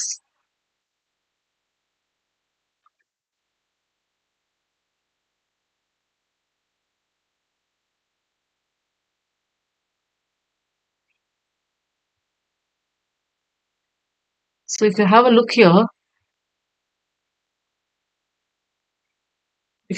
here, you can find India over here, like India. So 1, 2, 3, 4, 5. Japan, Germany and India. So India in 5th position. US ஓட ஆக்சுவலா இது வந்து US dollars in trillion it's given. So 26.85. அதுக்கு பிறகு China பாருங்களேன் எவ்வளவு பெரிய drop. China வந்து செகண்ட் பொசிஷன்ல 19.37, 4.4, 4.3 அண்ட் இந்தியா வந்து 3.73. ஸோ இவங்க ரெண்டு பேரும் வந்து ஸ்டிஃப் காம்படிஷன்ல இருப்பாங்க. ஜப்பானும் ஜெர்மனியும், ஜப்பான் வந்து என்ன நினைச்சுப்பான் தெரியுமா, நான் தேர்ட் பொசிஷன்ல கட்டாயமா ஹோல்ட் பண்ணணும், ஏன்னா தேர்ட் விட்டா ஃபோர்த் போயிடுவான். ஏன்னா ரொம்ப நீக்க டிஃபரன்ஸ் $0.7 ட்ரில்லியன் தான் டிஃபரன்ஸ் இருக்கு, ரொம்ப சின்ன டிஃபரன்ஸ் இது கம்பேர் பண்ணா. அப்போ வந்து Japan will be fighting to have its position in third state. Germany வந்து ஏதாவது பண்ணி இங்க ஜம்ப் பண்ணிடணும்னு நினைப்பான். ஜெர்மனி வந்து செகண்ட் ஸ்டேட்டுக்கெல்லாம் போறது ரொம்ப டைம் எடுக்கும். பாருங்க இங்க 19.37, இவன் 4 தான். அப்போ ஆல்மோஸ்ட் லைக் 15 இருக்கு இல்லையா, $15 trillion மெயின்டைன் பண்ணும். அதனால ஜெர்மனி வந்து செகண்ட் பொசிஷனுக்கெல்லாம் பிளான் பண்ண மாட்டோம், the third. So probably Japan and Germany maybe third, fourth மாறிட்டே இருப்பாங்க. And next வந்து இந்தியா கொஞ்சம் புஷ் பண்ணா போதும், we have a high great opportunity to go for the third position. ஏன்னா Germany and Japan and India பாத்தீங்கன்னா பெரிய difference எல்லாம் இல்ல. இந்த 3.73 இருக்கு, 4.3 அண்ட் 4.4 அவ்வளவுதான் டிஃபரன்ஸ். ஒரு ஜம்ப் கொடுத்தா 3.3 என்ன 4.4 கிராஸ் பண்ணி போயிடும். சோ ப்ராபப்ளி 2050ல வந்து we are expecting that இது வந்து கோல்ட்மேன் சாக்ஸ் இருக்காங்கல்ல, பேங்க் கோல்ட்மேன் சாக்ஸ். சோ அவங்க கொடுத்த சர்வே ரிப்போர்ட்ல வந்து, சர்வே ரிப்போர்ட்னா ஸ்டாட்டிஸ்டிக்ஸ் ரிப்போர்ட்ல they have said that 2050ல வந்து will be in the third position. So third position, first 3 positions குள்ள மெயின்டைன் பண்றது tough. So probably third position வந்த பிறகு second and first fight பண்ணணும், பார்க்கலாம். Okay. So probably third position வந்தா டிஸ்கஸ் பண்ணுவோம். ஏன் QIB பத்தி பேசணும்னா இந்த மாதிரி ஏகப்பட்ட இன்ஸ்டிடியூஷன்ஸ் இருக்கனால தான் எக்கனாமி டெவலப் ஆகுது. ஏன்னா நம்ம ஏற்கனவே சொன்னோம் இல்லையா, இது கம்பெனில போட்டா எனக்கு எவ்வளவு தூரம் வந்து என்னோட பணம் வந்து சேஃபா இருக்கும்னு தெரியலையே அப்படின்னு பயம், இன்னும் பப்ளிக் கிட்ட பயம் இருக்கும். ஆப்வியஸ்லி ஒரு பப்ளிக்னு எடுத்தீங்கன்னா அந்த பப்ளிக்கு வந்து மெயினா பணம் வந்து எப்படி ஹோல்ட் பண்ணணும்னு பாத்தீங்கன்னா, இப்ப நாளைக்கு எனக்கு பணம் தேவைப்படுச்சுன்னா என்ன பண்றது? ஓகே, இப்ப ஏடிஎம் கார்ட்ஸ் எல்லாம் இருக்கு, நீங்க உங்க பேங்க் அக்கௌண்ட்லயே ஹோல்ட் பண்ணிப்பீங்க. இப்ப நான் என்ன பண்ணலாம், பிக்ஸ்ட் டெபாசிட்ல போடுவேன், ஒரு சின்ன அமௌண்டா இருந்தா. ப்ராபப்ளி நம்ம இந்தியன் கல்ச்சர் வரைக்கும் பாத்தீங்கன்னா we are so much family attach. So நம்ம ஃபேமிலிக்காக ஸ்பெண்ட் பண்றது, லைக் ஒரு ஃபங்க்ஷன் அதுக்கு நான் ஸ்பெண்ட் பண்றது, அதுக்காக வந்து நம்ம கண்ணாபின்னான்னு ஸ்பெண்ட் பண்ணுவோம். Okay, ஒரு சில பேர் எல்லாம் மேரேஜுக்கு வந்து லைக் 40 lakhs 50 lakhs எல்லாம் கேஷ் எல்லாம் செலவு பண்றாங்க இல்லையா? இதெல்லாமே இட் இஸ் லைக் ரெஸ்பெக்ட். என் மேல மரியாதை இருக்கணும், அதுக்காக நான் அவங்கள இன்வைட் பண்ணுவேன், இப்படி கிராண்டியரா பண்ணுங்கிறது வேற. இன்னும் வந்து அவங்க ஃபேமிலிக்காக ஸ்பெண்ட் பண்றாங்கன்னு சொல்லிட்டு ஒரு சாட்டிஸ்பாக்சனுக்காக பண்றது, இந்த மாதிரி ஆங்கிள்ஸ் இருக்கு. அப்போ எல்லாருமே வந்து டைரக்டா கம்பெனி இன்வெஸ்ட் பண்ணுவாங்க, பண்ண மாட்டாங்க. பிக்ஸ்ட் டெபாசிட்ஸ் போடுவாங்க. அதுக்கு பிறகு வந்து ரியல் எஸ்டேட்ஸ், இல்லைன்னா வந்து அவங்க ஓன் பிசினஸ்ல போடுறது, இந்த மாதிரி ஏகப்பட்ட லிஸ்ட் இருக்கும்போது எத்தனை பேர் கம்பெனில வந்து இன்வெஸ்ட் பண்ணுவாங்க அப்படின்னு பாத்தீங்கன்னா, கமாடிட்டி ஷேர் மார்க்கெட்ல இன்வெஸ்ட் பண்ணுவாங்கன்னா கொஞ்சம் கம்மி தான். Okay, so in that point of view we want to give authorisation. ஏன்னா எக்கனாமிக் டெவலப்மெண்ட் வேணுங்கிறதுக்காக இந்த QIBs எல்லாம் வந்திருக்குப்பா. இந்த மாதிரி ஏகப்பட்ட இன்ஸ்டிடியூஷன்ஸ் இருக்கு. QIB இன்னொரு டேர்ம் வந்து ப்ராபப்ளி ஏஞ்சல் இன்வெஸ்டர்ஸ் சொல்லுவாங்க. இவங்களோட மெயின் இதுவே வந்து இன்வெஸ்ட்மெண்ட் தான். இவங்களும் கண்ணாபின்னான்னு இன்வெஸ்ட் பண்ணுவாங்க. இன்னும் சொல்ல போனா இந்த IPO பொறுத்த வரைக்கும் ஒரு சில பர்டிகுலர் கேஸ்ல தானே 75% வந்து QIBs போகணும்னு பார்த்தோம். வேற ஒரு சில கேசஸ் பாத்தீங்கன்னா IPO பொறுத்த வரைக்கும் 50% வந்து ஏஞ்சல் இன்வெஸ்டர் கிட்ட தான் போகணும்னு சொல்லுவாங்க. பேரே பாத்தீங்கன்னா angel investor, the unique person who will be getting the shares. So அந்த மாதிரியான person. Okay, hope that is helpful. Shall I go for the content? If it is clear or not clear, please let me know. Yeah, thank you, pa. Next இன்னொரு பெரிய headache பாத்தீங்கன்னா public issues பொறுத்த வரைக்கும் pricing தான்ப்பா. இன்னொரு விஷயம் SEBI பத்தி சொல்லணும்னா, இப்ப நார்மலி நான் ஏற்கனவே கேட்டிருந்தேன், யாரெல்லாம் ஷேர் ட்ரேடிங் பண்ணிட்டு இருக்கீங்க, யாரெல்லாம் NSE BSE டெய்லி பாத்துட்டு இருக்கீங்க, இதெல்லாம் பாத்தீங்கன்னா செபி வந்து ஏகப்பட்ட கொஸ்டின் கேட்கும். திடீர்னு வந்து எங்கங்க உங்க ஷேரோட பிரைஸ் ஏறிச்சு. நானே பர்டிகுலரா லிஸ்டட் கம்பெனிஸ் ஆடிட் பண்ணும்போது செபி வந்து ஒரு கிளாரிபிகேஷன் கேட்டிருந்தது, எங்க உங்களோட கம்பெனியோட ஷேர் திடீர்னு பிரைஸ் ஹைக் ஆயிரும். அப்போ ஒரு டவுட் வரும், இன்சைடர் ட்ரேடிங் ஏதாவது நடந்திருக்கான்ட்டு. ஏன்னா ஷேரோட பிரைஸ் ஹைக் ஆகுதுன்னா அன்னெசரி லைக் ஏதோ ஒரு ரீசன்னால ஆகக்கூடாது இல்லையா? அப்போ அதர்ஸ் வில் பி டெம்ப்டட். ஏன்னா யூஸ்வலா நம்மளோட இது பாத்தீங்கன்னா ஷேர் மார்க்கெட்டோட ஃப்ரீக்வன்சி கர்வ் பாத்தீங்கன்னா, இந்த ஷேர் பிரைஸோட கர்வ் இன்க்ரீஸ் ஆகும் இன்க்ரீஸ் ஆகும் கொஞ்சம் கொஞ்சமா இப்படி இப்படி இப்படி வேவரிங்கா இருந்துச்சுன்னா பரவாயில்ல. At one point of time suddenly இன்க்ரீஸ்னா ஞாபகம் வச்சுக்கோங்க, டக்குன்னு விழ போகுதுன்ட்டு. அப்போ இந்த இந்த அனாலிசிஸ் நிறைய பேருக்கு தெரியாது இல்லையா? அப்போ இன்க்ரீஸ் ஆகுது டக்குனு இன்க்ரீஸ் ஆகுது, எல்லாருமே வந்து பூம் அப் ஆயிருப்பாங்க. இப்போ இதே வந்து கோல்டு இன்க்ரீஸ் ஆகுதுன்னா வெயிட் பண்ணுவாங்க ஆளுங்க இல்லையா? டக்குனு இன்க்ரீஸ் ஆச்சுன்னா கொஞ்சம் ஒரு வாரம் வெயிட் பண்ணுவோம், unless they have the dire necessity to buy the jewels immediately. Okay, இந்த மாதிரி கேசஸ்ல வந்து டக்குனு இன்க்ரீஸ் ஆனோம்னா, ஓ இந்த கம்பெனியோட பிரைசஸ் நல்லா போகுது, நல்லா பண்றோம் போகுது, பிசினஸ் கடகடன்னு வாங்க ஸ்டார்ட் பண்ணிடுவாங்க. So it will suddenly make a drop and it unfortunately drop or higher level. இந்த மாதிரி வந்து செபி என்ன பண்ணோம்னா, திடீர்னு வந்து பிரைஸ் லெவல் வந்து இங்க இருந்து இந்த பாயிண்ட்ல இருந்து இந்த பாயிண்ட் இன்க்ரீஸ் ஆயிருக்குன்னு வச்சுக்கோங்களேன். அப்போ உடனே வந்து ஒரு கொஸ்டின் ரேஸ் பண்ணும் கம்பெனிக்கு. யாருக்கு? கம்ப்ளைன்ஸ் ஆஃபீஸருக்கு தான். Compliance officer is a person who will be acting as a intermediary for the company, all other persons. So இந்த கம்ப்ளைன்ஸ் ஆஃபீஸருக்கு வந்து ஒரு மெயில் ரேஸ் பண்ணிருப்பாங்க, ஏன் வந்து இந்த ஷேர் பிரைஸ் இன்க்ரீஸ் ஆயிருக்கு, and this person has to immediately reply. Okay, இமீடியட்டா reply பண்ணனாலும் தப்பு தான். ஓகே, கரெக்டா ரிப்ளை பண்ணா எக்ஸெட்ரா எந்த ஒரு ரீசன் முடியாது. சோ இதெல்லாமே இஷ்யூஸ் இருக்கு. So pricing is a very important one. என்ன பிரைஸ்ல வந்து பிக்ஸ் பண்ணலாம்னா, யூஸ்வலா வந்து ஃபேஸ் வேல்யூ, மார்க்கெட் வேல்யூ இதெல்லாம் இருக்கும். இது ஒரு சைடு இருக்கணும். நம்ம நீங்க கம்பெனி அக்கௌண்ட்ஸ்ல பாத்திருப்பீங்க இல்லையா? லைக் ஃபேஸ் வேல்யூ வந்து 10 rupees தான், including the premium it will B fix. Probably premium வந்து 350 rupees தான், 360 rupees. இது எப்படி மேம் பிக்ஸ் பண்றாங்க பிரீமியம்னா? ஆக்சுவலா இதுதான் valuation of shares. Probably once you become professional, CMA CAs எல்லாமே வந்து உங்களோட மெயின் ரோல் வேல்யூவேஷன் ஆஃப் ஷேர்ஸ்ல இருக்கும். So next 3 years balance sheet சொல்லுவாங்க, கேள்விப்பட்டிருப்பீங்க டேர்ம்ஸ் எல்லாம். Probably if any job goers here you might be knowing this term, projected balance sheet. Next 3 yearsக்கு balance ஷீட்டை ப்ரொஜெக்ட் பண்ணி இந்த 3 yearsல வந்து எவ்வளவு இருக்கும் சொல்லிட்டு ஷேர்ஸ் வந்து வேல்யூ பண்ணி அந்த பிரைஸை பிக்ஸ் பண்ணுவாங்க. ஓகேயா? இதெல்லாமே வந்து லைக் எவ்வளவு வருஷமா இருக்கிற கம்பெனிக்கு ஓகே, பட் புதுசா இருக்கிற கம்பெனிக்கு என்ன குவாண்டம் என்ன பிரைஸ் தெரியும்னா புக் பில்டிங் ப்ராசஸ் பொறுத்த வரைக்கும் அவங்க லீட் மர்ச்சன்ட் பேங்கரோட கன்சல்ட் பண்ணி ஈக்விட்டி ஷேர்ஸ்க்கு இவ்வளவு கான்வெர்டபிள் செக்யூரிட்டிஸ் செப்பரேட்டா பிக்ஸ் பண்ணுவாங்க. Is it okay? இதே வந்து டெட் இன்ஸ்ட்ருமெண்ட்ஸ் வந்து அதுக்கு கூப்பன் ரேட், அதுக்கு கன்வர்ஷன் பிரைஸ், ஏன்னா கன்வெர்டபிள் செக்யூரிட்டிஸ் லேட்டரா கன்வெர்ட் ஆகும்போது என்ன பிரைஸ் பிக்ஸ் பண்ணிக்கணும், இது எல்லாமே ஆஃபர் டாக்குமெண்ட்ல மென்ஷன் பண்ணும். அண்ட் புக் பில்டிங் ப்ராசஸ் பொறுத்த வரைக்கும் என்ன வேல்யூ வேணாலும் இருக்கலாம். இப்போ நான் வந்து என்னோட ஷேர்ஸ் வந்து 150 rupees அப்படின்னு எக்ஸ்பெக்ட் பண்றேன். நீங்க பப்ளிக் நீங்க என்ன நீங்க வந்து எவ்வளவு வாங்கலாம்னு நினைக்கிறீங்க? 90 rupees வாங்கினா அப்படின்னு எக்ஸ் நினைக்கிறீங்க. வை நீங்க என்ன நினைக்கிறீங்கன்னா 50 rupees கொடுத்து யாராவது இந்த ஷேர்ஸ் அப்படின்னு நினைக்கிறீங்க. அப்போ ஜெட் வந்து ஓ இந்த கம்பெனியோட ஷேர்ஸ் 300 ரூபாய் கொடுக்குறப்பா நானு, அவன் 150 ரூபாய் நான் டபுள் ரேட்டே கொடுத்தா அந்த அளவுக்கு குவாலிட்டியான ஷேர்ஸ் நினைக்கிறேன். இப்ப பாருங்களேன், ஒருத்தர் 90ங்கிறான், ஒருத்தர் 50ங்கிறான், ஒருத்தர் 300ங்கிறான், அவ்வளவுதான் நான் டபுள போட்டு போக வேண்டியதான்.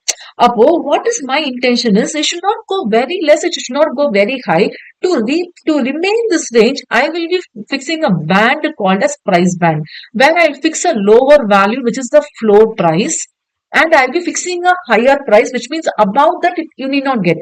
அப்போ மேக்ஸிமம் இந்த 150 300 rupees 300 rupees மேல கேட்க வேண்டாம் அந்த மாதிரி. அப்போ floor price and cap price. அப்போ நீங்க வந்து இந்த பிரைஸ் பேண்டுக்குள்ள ப்ராப்ளி நான் 150 நினைச்சது வந்து என்ன நினைச்சுக்கலாம்னா 100, 200 இந்த மாதிரி பிரைஸ் பேண்ட் பிக்ஸ் பண்ணிப்பேன்.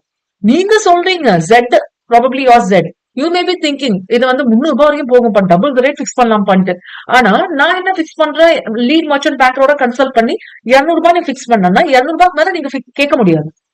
ஓகே, ஏன்னா நீங்க 300 ரூபாய் கேட்டீங்கன்னா என்ன ஆகும்னா அன்னெசரி மிச்சவங்கள வந்து டைவர்ட் ஆயிடுவாங்க. அதனால எல்லாருக்குமே வந்து இந்த அனாலிசிஸ் தெரியாது இல்லையா, that's a main problem. So floor price and இது வந்து நீங்க ப்ராஸ்பெக்டஸ்ல வந்து அப்டேட் பண்ணிருக்கணும் பிரைஸ் பேண்ட். இதுக்கு பேர் வந்து புக் பில்டிங் ப்ராசஸ் பொறுத்த வரைக்கும் இது வெறும் ப்ராஸ்பெக்டஸ் சொல்ல மாட்டாங்க. Red sorry with word red herring prospectus, red herring prospectus. Okay, so please correct this word, red herring prospectus. And issue price வந்து கட்டாயமா ஃபேஸ் வேல்யூவை விட கம்மியா இருக்கக்கூடாது. யூ நோ தட் டிஸ்கவுண்ட்ல இஷ்யூ பண்ணக்கூடாது. It's prohibited to issue at discount, தெரியும் இல்லையா? So this is the point to be noted with respect to pricing. இந்த question often repeated. Okay, often repeated சொல்லலாம். ஏன்னா ரொம்ப சின்ன கண்டென்ட், ரொம்ப கிளியரா இருக்கிற மாதிரி இருக்கும். சரி, டிஃப்ரெண்ட் பிரைசஸ்ல பண்ணலாமா? Yes, it's a beautiful question. ஏன்னா எல்லாருக்குமே எப்படி ஒரே பிரைஸ்ல பிக்ஸ் பண்றது அப்படின்னா எஸ் பண்ணலாம். ரீட்டைல் இண்டிவிஜுவல் இன்வெஸ்டர்ஸ்க்கு ஒரு பிரைஸ், ஷேர் ஹோல்டர்ஸ், ஏற்கனவே என்னோட கம்பெனியோட ஷேர் ஹோல்டர், எம்ப்ளாயிஸ் ப்ராப்ளி ஈஸ்டாப்ல போயிருப்பாங்கல்ல அவங்களுக்கு, ஓகே, அவங்களுக்கு ப்ராபப்ளி லோவர் பிரைஸ்ல பிக்ஸ் பண்ணலாம். ஆனா நார்மலா இது தவிர மிச்ச கேட்டகரிஸ் ஆஃப் அப்ளிகன்ஸுக்கு வந்து நெட் ஆஃபர் பிரைஸ் கொடுத்துருப்பீங்கல்ல, அதை விட லோவரா போகக்கூடாது. அட் த சேம் டைம் அந்த லோவருங்கிறது 10% டிஃபரன்ஸோட போகக்கூடாது. இப்போ வந்து 90 rupees நீங்க பிக்ஸ் பண்றீங்கன்னா 10% எவ்வளவு 9 rupees இல்லையா? அப்போ 81க்கு கீழே யாருக்கும் பிக்ஸ் பண்ணக்கூடாது. Okay, so this category should be maintain. And book build issue போது ஆங்கர் இன்வெஸ்டர் சொன்னாலே, angel investor, anchor investor, so இவங்களுக்கெல்லாம் வந்து நம்ம மெயின் ஃபோக்கஸ் பண்ணுவோம். இவங்களுக்கும் வந்து இந்த பிரைஸுக்கு கீழே போகக்கூடாதுன்னு சொல்லிட்டு ஒரு ஃப்ளோர் பிரைஸ் நம்ம பிக்ஸ் பண்ணிருப்போம். புக் பில்டிங் ப்ராசஸ் தவிர வேற என்ன ஆல்டர்னேட்டிவ்ஸ் இஷ்யூ நம்ம போவோம்னா எம்ப்ளாயிஸ்க்கு போவோம். சோ இசாப் இல்ல இசாஸ் அந்த மாதிரி கேட்டகரியில அதுல floor price and minus the issue price. So floor price வந்து 90 வச்சிருக்கோம், இஷ்யூ பிரைஸ் வந்து லைக் அதை விட கம்மியா தானே வச்சிருக்கோம், ஏன்னா நம்ம எம்ப்ளாயிஸ் கம்மியா தானே தரும். சோ 75 வச்சிருக்கோம்னு வச்சுக்கோங்களேன். Should not be more than 10% of the floor price. அப்போ இது வந்து 75 நீங்க வைக்க கூடாது. அப்ப எவ்வளவு வைக்கலாம்? 81 rupees தான் வைக்கலாம். 81 கீழே நீங்க தரக்கூடாது. அப்போ நீங்க பிரைஸ் பிக்ஸ் பண்ணும்போது அதுக்கேற்ற மாதிரி பிக்ஸ் பண்ணும். And D1 is very very important. Face value வந்து யூஸ்வலா நம்ம வந்து நினைச்சிட்டு இருக்கோம் ஃபேஸ் வேல்யூ வந்து 10 ரூபான்ட்டு. Need not be, face value need not be always 10 rupees. Okay, it can be 1 rupee, it can be 2 rupee face value share. So அந்த point of வியூல 500 rupees or more fix பண்ணலாமா issue பிரைஸ்னு பார்த்தா, face value 1 rupee இருந்து 10 rupeesக்கு இருந்தா face என்னது 500 rupees or மோர் வந்து issue பிரைஸா வைக்கலாம். விச் மீன்ஸ் நான் என்னோட புக்ஸ்ல தட் இஸ் MOAல ஃபேஸ் வேல்யூ வந்து 2 ரூபான்னு வச்சிருக்கேன்னா நான் பிக்ஸ் பண்றது 500 rupees ஆர் மோர் பிக்ஸ் பண்ணலாம் இஷ்யூ பிரைஸ். இதே வந்து 10 ரூபான்னு வச்சிருக்கேன்னா 500 rupees கீழே தான் பிக்ஸ் பண்ணணும். Is it okay? So that's about the issue price and related to face value. இது வரைக்கும் இனிஷியல் பப்ளிக் ஆஃபரா இருந்துச்சுன்னா மினிமம் பாருங்க, not to be less than 20% of the post issue capital ப்ரோமோட்டர்ஸோட தான் இருக்கணும். Post issue capital, please make a note, each and every word is important. Post issue capital so ஏற்கனவே என்னோட கம்பெனியோட என்னது கேபிட்டல் ஷேர் கேபிட்டல் வந்து எவ்வளவு இருக்குன்னா ஒரு 150 crores இருக்கு. ஓகே, இப்போ வந்து மினிமம் 100 crores இஷ்யூ பண்ணோம். சோ ஒரு 100 crores இஷ்யூ பண்ணிட்டேன். அப்ப டோட்டலா எவ்வளவு 250 crores இப்போ இருக்குன்னு வச்சுக்கலாம். Not less than 20%. அப்ப 250 crores 20%, 50 crores has to be maintained by or in the 50 crores has to be maintained by or in the 50 crores வந்து டெஃபினட்டா யார் ஹோல்ட் பண்ணிருக்கணும்? ப்ரொமோட்டர்ஸ் ஹோல்ட் பண்ணிருக்கணும். இது வந்து ஐபிஓவா இருந்தா. ஓகே, இது வந்து எந்த category? Post issue. IPO initial public offer. Initial public ஆஃபர்னா அந்த பர்டிகுலர் ஷேர்ஸ் வந்து இப்பதான் ஃபர்ஸ்ட் டைம்ல மார்க்கெட்ல போகுதுன்னா அது வந்து இனிஷியல் பப்ளிக் ஆஃபர். இதே வந்து FPO follow or fellow public ஆஃபர்னு சொல்லுவாங்க. ஏற்கனவே இந்த கேட்டகரி ஆஃப் ஷேர்ஸ் வந்து மார்க்கெட்ல இஷ்யூ பண்ணிட்டாங்க, இன்னமும் அதிகமா பினான்ஸ் தேவைப்படும் சொல்லிட்டு அதே கேட்டகரி ஆஃப் ஷேர்ஸ் வந்து மார்க்கெட்ல போகுதுன்னா இது வந்து செகண்ட் தேர்ட் டைம் போகும்போது follow up or fellow public ஆஃபர்னு சொல்லுவோம். இதுல வந்து என்ன ப்ரொபோஸ்ட் சைஸோ இல்லைன்னா போஸ்ட் சைஸோ அதுல 20% மட்டும் இருந்தா போதும். இனிஷியல் பப்ளிக் ஆஃபர்னா ஃபர்ஸ்ட் டைம் இந்த கிரேட் ஷேர்ஸ் வந்து நீங்க இஷ்யூ பண்ண போறீங்க. அதனால போஸ்ட் இஷ்யூனா 20% minimum, not be less than 20%. அப்ப அட்லீஸ்ட் வந்து எவ்வளவு ஹோல்ட் பண்ணிருக்கணும் ப்ரொமோட்டர்ஸ்? 20%. இங்க வந்து 20% மேல ஹோல்ட் பண்ணிருக்கணும் அட்லீஸ்ட். எஃபிஓ பொறுத்த வரைக்கும் to the extent of 20% hold பண்ணா போதும். காம்போசிட் இஷ்யூ இருக்கு. காம்போசிட் இஷ்யூனா என்னது? பப்ளிக்கும் இருக்கு அண்ட் ரைட் இஷ்யூவும் இருக்கும் இல்லையா? அந்த மாதிரி கேசஸ்ல 20% ஹோல்ட் பண்ணா போதும். இந்த 20% செக் பண்ணும்போது ரைட் இஷ்யூ காம்பனன்ட் இல்லாம செக் பண்ணுங்க. ஏன்னா ஒரே இதுல வந்து ரைட் இஷ்யூவும் போகலாம், பப்ளிக் இஷ்யூவும் போகலாம். அந்த கேசஸ்ல வந்து 20% ஹோல்ட் பண்ணா போதும். சோ இந்த ஃபர்ஸ்ட் ஒன் மட்டும் நோட் பண்ணா போதும்பா. சோ இதுவும் அடிக்கடி எக்ஸாம்ல கேட்கிற question. And now third category, sorry next heading, locking period வைப்பாங்க. எஸ்பெஷலி ப்ரொமோட்டர்ஸ் வந்து செக்யூரிட்டிஸ் ஹோல்ட் பண்றாங்க. இப்ப நம்ம பார்த்தோம்ல ப்ரொமோட்டர்ஸ் ஹோல்ட் பண்ணணும். ப்ராப்ளம் இப்படி வச்சுக்கலாம். இது வந்து பப்ளிக் ஷேர்ஸ் வாங்கணும்னா இதெல்லாம் நம்ம ஃபாலோ பண்ணுமா? அப்ப பப்ளிக் ஷேர்ஸ் வாங்குற மாதிரிக்கு நம்ம வந்து ஹோல்ட் பண்ணிக்கலாம். யார் ப்ரொமோட்டர்ஸ் நினைக்கிறோம் பப்ளிக் வந்து வாங்குற வரைக்கும் ஹோல்ட் பண்ணலாம். பப்ளிக் வாங்கிட்டாங்கன்னா நம்ம பாட்டு சேல் பண்ணி எஸ்கேப் ஆயிடலாம். அப்போ உங்க கம்பெனி மேல உங்களுக்கே நம்பிக்கை இருந்தால அந்த கேஸ்ல லாக்-இன் பீரியட் மென்ஷன் பண்ணிருக்காங்க. which means this shares held by the promoters cannot be transferred.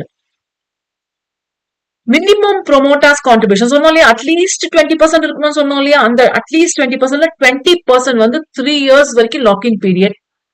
Okay, 20% example 22% hold பண்ணிருக்காங்க, 20% வந்து 3 years மாத்த முடியாது. 22% நீங்க இது பண்ணிக்கலாம். சோ மேண்டேட்டரி ரிக்வயர்மெண்ட்ல வந்துருவீங்க. இந்த 3 years வந்து எதை வச்சு பாத்தீங்கன்னா whichever is lower of date of commencement of commercial production is allotment in the public issue. So whichever is lower will be taken. In case 1 yearக்கு மேல ஹோல்ட் பண்ணிருக்கீங்க, இப்போ ஃபெலோ பப்ளிக் ஆஃபரா இருந்துச்சுன்னா லாக்-இன் பீரியட் அதுக்கு பிறகு தேவையில்லை. சரி, ஓகே. ஏற்கனவே 1 year நீங்க ஹோல்ட் பண்ணிருக்கீங்க ஆஸ் அ ப்ரொமோட்டரா அண்ட் மோர் ஓவர் இப்ப வந்து ஃபெலோ பப்ளிக் ஆஃபர் தான் இஷ்யூ பண்ணிருக்காங்க. டு த எக்ஸ்டென்ட் ஆஃப் 20% பார்த்தோம் இல்லையா? அதுக்கு வந்து லாக்-இன் பீரியட் தேவையில்லை. சரி, ஓகே. ஃபெலோ பப்ளிக் ஆஃபர் தானே. சரி, okay. Next will go for book building with respect to following from schedule 11. Book பில்டிங்ங்கிறது நான் ஏற்கனவே சொல்லியிருந்தேன், ஒரு ப்ராப்பரா எதுவும் இருக்காது, குவாண்டம் அண்ட் வேல்யூ இருக்காது. இந்த பிரைஸ் குவாண்டம் வேல்யூ இதெல்லாமே அசஸ் பண்றதுக்காக பண்ற ஒரு ப்ராசஸ் தான். இதுக்குன்னு ஒரு டீம் இருக்கும், இதுக்குன்னு வேலை செய்யறதுக்கு. என்னென்ன securities and Indian depository receipts இதெல்லாமே செபியோட issue of capital and disclosure requirements. ICDR. I stands for issue of, C stands for capital and D stands for disclosure requirements. Okay. இப்ப நம்ம இஷ்யூ பண்றது அது ரிலேட்டட் டிஸ்க்ளோசர்ஸ் என்னென்ன தரணுங்கிறது. சோ புக் பில்டிங் ப்ராசஸ் மூலமா போகும்போது okay, ஆக்சுவலா 2 ரெகுலேஷன்ஸா ஃபாலோ பண்ணிட்டு இருந்தோம். சோ ரெகுலேஷன் 6 சப் ரெகுலேஷன் 2 இருக்கு. இது ரெகுலேஷன் 6 சப் ரெகுலேஷன் 2. இது வந்து அதர் தென். சோ இந்த ரெகுலேஷனுக்குள்ள ஃபாலோ பண்றீங்கன்னா இந்த மாதிரி கேட்டகரியில வரும். இந்த ரெகுலேஷன் ஃபாலோ பண்ணலன்னா இந்த category. So retail individual investors பொறுத்த வரைக்கும் ரெகுலேஷன் ஃபாலோ பண்ணலாம், நாட் லெஸ் தென் 35%, இல்லைன்னா not more than 10% this category. Non institution investors, so retail individual கிட்ட போகாம வேற இன்ஸ்டிடியூஷன் இன்வெஸ்டர்ஸ் கிட்ட போகுதுன்னா 15%. நான் சொன்னேன் இல்லையா, அட்லீஸ்ட் 50% ஏஜென்ட் இன்வெஸ்டர் கிட்ட போகணும். அந்த கேட்டகரியை பார்த்துட்டு இருக்கோம். நாட் லெஸ் தென் 15%, இங்க வந்து நான் மோர் தென் 15%. QIBs, okay, like mutual funds அந்த மாதிரி கேட்டகரிஸ் எல்லாமே QIBs ல வந்துடும். மியூச்சுவல் ஃபண்ட்ஸ் எல்லாம் அந்த கேட்டகரி தான். சோ QIBs கிட்ட போச்சுன்னா இங்க நான் இன்ஸ்டிடியூஷனல் இன்வெஸ்டர்ஸ்ல ரீட்டைல் இண்டிவிஜுவல் இன்வெஸ்டர்ஸ் வரமாட்டாங்க அண்ட் QIBs வரமாட்டாங்க. QIBஸ்க்கு particular state not more than 50%, இங்க வந்து நாட் லெஸ் தென் 75%. ஸோ இந்த ரெகுலேஷன் 6ங்கிறது புக் பில்டிங் ப்ராசஸ்க்காக இருக்குது. ஓகே, இந்த நாட் மோர் தென் 50%ல மியூச்சுவல் ஃபண்ட்ஸ் எப்படி இருந்தாலும் QIBஸ்குள்ள இருந்தாலும் அந்த மியூச்சுவல் ஃபண்ட்ஸ்ங்கிற கேட்டகரி மட்டும் அடிஷனல் 5% அலோகேட் பண்ணலாம். Okay, get my point. QIBஸ்ல யார் வேணாலும் இருக்கலாம்னா அதுல ஒரு கேட்டகரி மியூச்சுவல் ஃபண்ட்ஸ் QIBs கிட்ட மேக்ஸிமம் 50% வரைக்கும் போகும். அதுலயே மியூச்சுவல் ஃபண்ட்ஸ் வந்து ஒரு 10% வாங்கியிருக்காங்கன்னு வச்சுக்கலாம். சோ அந்த 10% இல்லாம இந்த 50% கேட்டகரி விட்டுட்டு இன்னொரு 5% அடிஷனலா அலோகேட் பண்ணலாம் உங்களுக்கு. Is it okay? So this is about the case. Okay, and இந்த கேஸ்ல வந்து ஆங்கர் இன்வெஸ்டர் நான் சொன்னாலே angel investor. So you can allocate இந்த 50%ல வந்து 50%ல 60% வந்து ஏஞ்சல் இன்வெஸ்டர்ஸ் கிட்ட கொடுத்துருவோம். இது வந்து புக் பில்டிங் ப்ராசஸ். இது வந்து அதர் தென் புக் பில்டிங் ப்ராசஸா இருந்துச்சுன்னா இந்த கேஸ் சிம்பிள். ரீட்டைல் இண்டிவிஜுவல் இன்வெஸ்டர்ஸ்க்கு மினிமம் 30% இருந்தா கொடுத்தா போதும். ரிமைனிங் டு இண்டிவிஜுவல் அப்ளிகன்ஸ் கொடுக்கலாம். ஓகே, ரிமைனிங் அப்ளிகன்ஸ் தனித்தனியா அப்ளை பண்றோம் இல்லையா அவங்களுக்கு irrespective of the number of shares applied for அது பார்த்து தருவாங்க. ப்ரொபோர்ஷனேட்டா கொடுக்குறது. அன்சப்ஸ்கிரைப் போர்ஷன் ஏதாவது இருந்தா அதர் கேட்டகரி கொடுக்கலாம். Is it okay? அதுவும் ப்ரொபோர்ஷனேட் பேசிஸ்ல பார்ப்பாங்க. ஸோ இது ஒரு நார்மல் பாயிண்ட் தான் அது. So till here is the first category. இது வரைக்கும் ஒரு கிளாஸ் பாக்குறீங்களா? ப்ராப்ளி நெக்ஸ்ட் ஹெட்டிங் நம்ம நெக்ஸ்ட் கிளாஸ்ல தான் டிஸ்கஸ் பண்றோம். இது வரைக்கும் any doubts you can discuss with me.